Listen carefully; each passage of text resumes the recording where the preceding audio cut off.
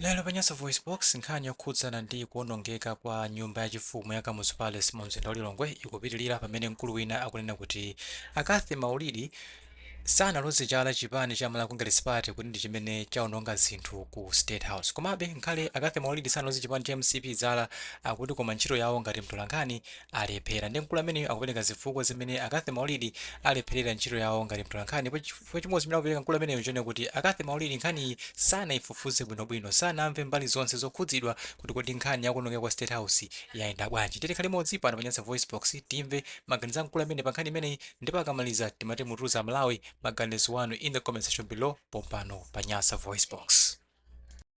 Ikaya kumene koko ndiye kumene ndikunena kuti kusaganiza chifukwa chake manena kuti ambiri a inuyo muzipita ku sukulu, chifukwa ndale zikakumana ndi munthu amene ali mbuli amene mutu mwake mulibemo kalikonse chilichonse chilabwere chamangombera m'manja, komanso ndi amene amakhala patsogolo kuluwana pa chilichonse chimene iyeyo sanachimvetsetse. Kafe Maulidi audio yake taimva wayankhula ndipo ati pamene Kafe Maulidi wakuuzani kunena kuti apanga zonse ndi MCP mwina munduza ndinuyo. Can you tell me interview yake ya Kafe Maulidiyo taimva, inu mwaimva, ine ndaimva, ndipo Amalawi taimva. Ndipo ati pamene Kafe Maulidi anakuuza ananena kuti apanga zonse ndi MCP ndipo ati so zinthu zine timangothamangira kuyankhula tisadakhale pasi tisadaganize. Munthu kupanga ripoti zimene waona sizitanthauza kunena kuti mupange conclude kuti amene wapanga zonse mwakuti wakuti, because there is no any evidence on this. Kafe Maulidi amapanga ripoti zimene waona, akanakhala kuti anaona kuti amapanga zonse ndi MCP akananena kuti amapanga zonse ndi MCP, koma iyeyo akapeza zinthu zimene zaonongedwa kumeneko sananene kunena kuti apanga zonse ndi MCP. Choyambira ndi chimene yoyo. Chachiwiri ndichi, iyeyo pa ntchito yake ya utolankhani Kafe Maulidi walephera. Pa ntchito yake ya utolankhani Kafe Maulidi walephera. Ndikuti walephera chifukwa chani? Asanalembe nkhaniyo mu news, zisanalengezedwa pa wireless, amenera kukapezanso anthu ena amene amakhala ku manyumba amene wowo nkukafufuza kumbali yawo kuti akafotokoza zotani. Komano apapa apita ku State House akapeza kunkhani kumeneko, ajambula zithuzi angocheza ndi anthu ena amene apeza kumeneko, iwo angotenga zimenezo nkuzipanga publish mu news, nkuzibweretsa pa air, osakafusa anthu amene amakhala wokali kumeneko woroda kudziwapo chani pa nkhani imeneyi. Utolankhani apapa wakanika. Chifukwa chake ena akakunena kuti ine sindikudabwa, ena akamanena kuti iye uja walandira 50 million kati walandira ndalama ku DPP kuti azilemba zimene zizi. Sindikudabwa because pa utolankhani yeyo things were not supposed to be like this. To say the truth iye kuti tikambe zoona, chimene amene akupanga ndikuva mbali iyi, apita kumene kuja akafufuza ku State House kuja akapeza ku anthu awafunso amene kuja apireso kwa anthu amene amakhala m'manyumba awo akafuse. Zinthu zizikhala kuti zikubalansa. Ndi chifukwa chake nafe timanena kuti this is a planned stage pofuna kubera drama. Okay, zili ngati kunena kuti ana mulipo 6 pa khomo, kena kapana kena nkambava kovuta akapite ku kitchen kakabe ndiwo, kamaliza kuba ndiwo kamwana komweko nkunyamuka kuthamanga straight kwa makolo ake kukauza kuti mukapita ku kitchen mukapeza kuti mporo mulibe ndiwo oje ndi wakuti. Izozo zimene akupanga DPP. Aononga, akuthamanga, akupita ku media, ngukatenga media tabwera ndimukone zozili ku State House. Anthu aja nkuthamanga kuchokera ku media ku ma radio stations, ngupita mulija kujambula. Nawonso malamulo akhale pasi afufuze bwino mofatsa. Akuthamanga kumene uja ngolengazo kumene kujako nazo ni pa air ukajambula ukalemba mu news. Kodi bwanja awo sana afusa amene amakhala kumeneko. Bwanja osafusa akaya amene wawo kuti amve mbali yawo. Ndipo napakizo kupereka mafunso ambiri. There are lots of questions ofunika mayankho, because even iso media waso nawonso titamanena kulena kuti aja ndalama alandira ndalama guna wake sikuti kuganiza kuti ngalakwitse yayi kutenga ndi imene iwonso apangira zinthu zawo apa. So there is no way ife tingamabwere pano kumakhulupirira zinthu ali just because zachoka kuma media houses odziwika ndiye kuti ife tikazikhulupirira zinthu zonzona kapena ife tayankhula ndi Akathi Maulidi ndiye kuti zinthu zonzona. There are lots of things behind this kuseli kukuchitika zinthu zambirimbiri anthu amalandira ndalama ncholinga chonena kuti ayuze mwina radio station ina yake kapena ma newspaper ina yake just to confuse people. Umu ndimene propaganda imayendera. Koma zimatengera anthu amene adapita mklasi adalowa mklasi amaganiza bwino. Chifukwa ndale zikakumana ndi munthu amene ali mbuzi yoti mklasi sidapite ndi ngozi. Ndi ngozi pali ngozi yopsa. Kumene kujako kuli ma CCTV cameras sizingatheke ku State House kuti kulibe ma CCTV cameras sizingatheke.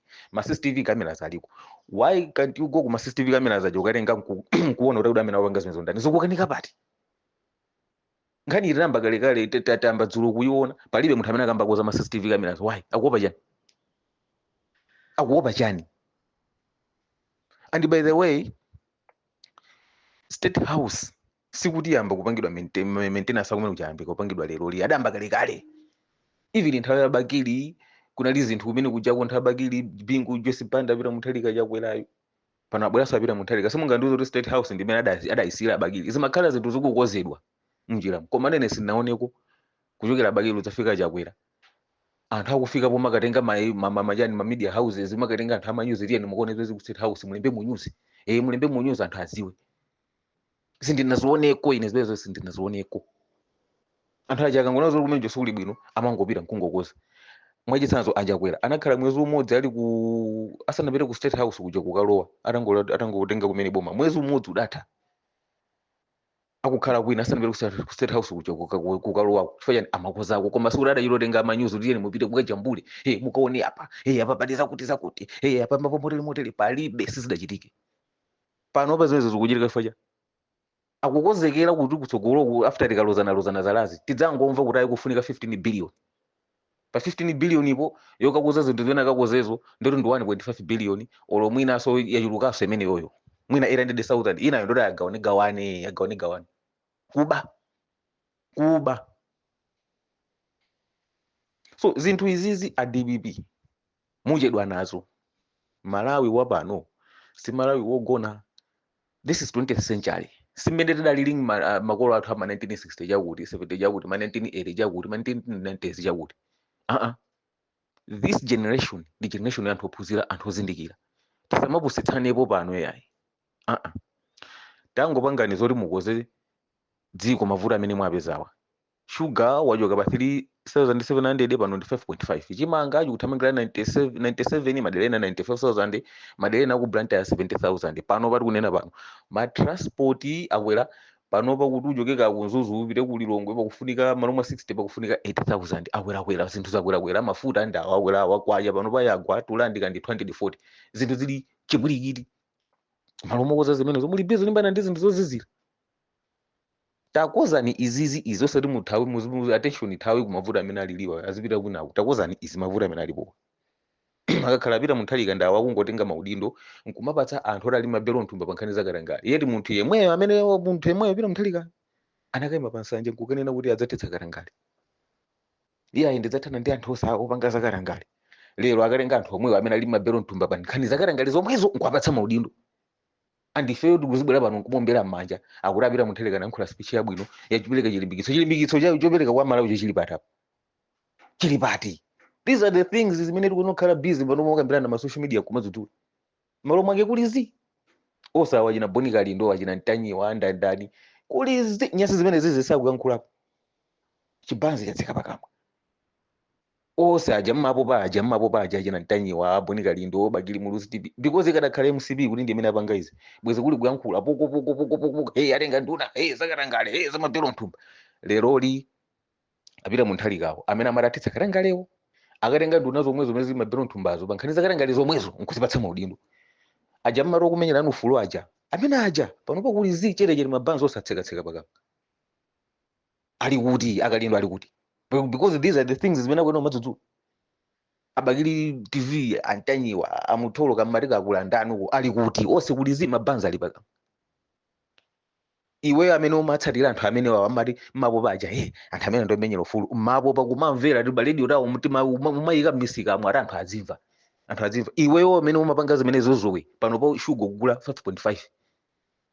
Pano pa transport ukuononga from Zuzu to Lilongwe 80,000 Chimanga kugula 97,000 95,000. Iweyo amene umamvera zimene zo manyumba mwako mumise mtima kumvani. Chasintha ndi chani pomwe wanu. amene amakumenyerani ufuluwo ndawo pano pa mabanza ali pakamwa zawo zili pabwino, iwe uli mbu ulibe kalikonse. So tikulimbana ndi zinthu zopanda ntchito malo moti tizilimbana ndi zinthu zimene tikudziwa kuti izi zikoza miyoyo yathu. This is so pathetic. Ifake timanena kuti Malawi kudzakhala kovuta kutuluka, we are a sick nation. Dziko la anthu afili odazanu ku Malawi kuno kuti makhanga ti class tidapita koma still matenda ankaganizidwe ndi akulu